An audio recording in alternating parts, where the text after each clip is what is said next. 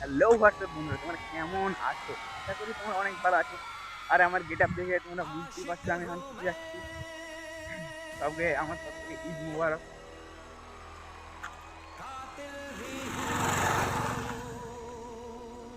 কেমন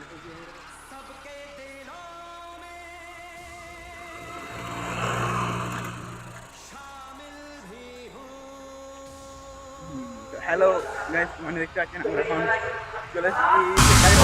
ছবিটা করবো, বেল লাগারে ভালো।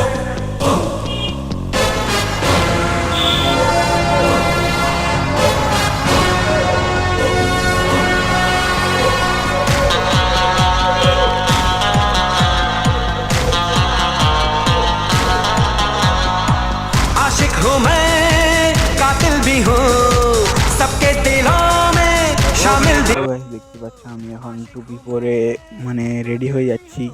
ঈদগার ময়দানের কাছাকাছি চলে এসেছি, সেই কারণে টুপি লাগিয়ে নিলাম এবং ঈদগার ময়দানে ঢুকবো। আপনারা দেখতে থাকুন এই ভিডিওটি। এত মানে কত কত লোক এসেছে এবং প্রচুর ভিড় হয়েছে।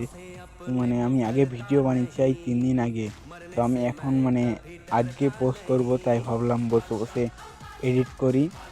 এবং কি আমার মানে কিছু কথা, তখন তো কিছু কথা বলা যায়নি, মানে প্রচুর ভিড়, মানে আওয়াজ ওই সব মানে মানে ক্যামেরার মধ্যে উঠেছিল।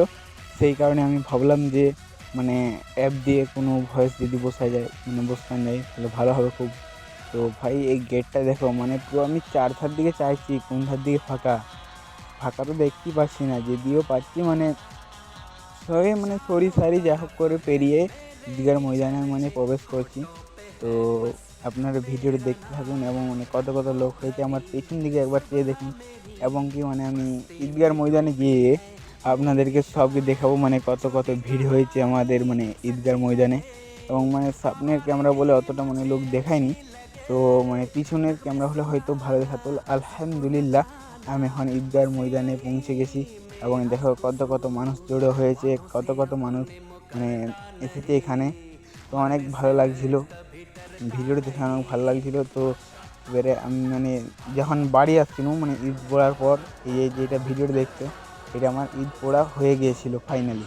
এবারে ভাবলাম যে মানে কন্টিনিউ করে বাড়ি পালাবো। তো মানে ভিডিওটা করলাম যে পাবলিকদেরকেও একটু দেখাই, আমিও একটু দেখি।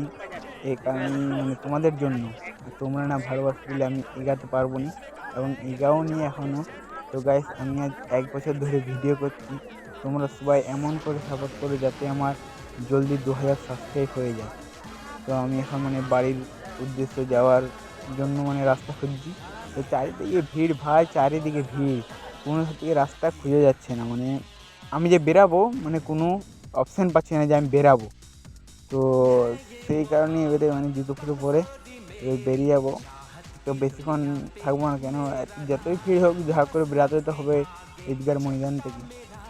তো বেরিয়ে আমি আপনাদেরকে কিছু বলছি এবং কি মানে বেরিয়ে গেছি অলরেডি গেটের মধ্যে। তো চারধার দিকে লোক আমার দিকে চাইছে এবং কি মানে প্রচুর লজ্জা লাগছে, তাও মানে সাহস নিয়ে মানে বুকে ভরসা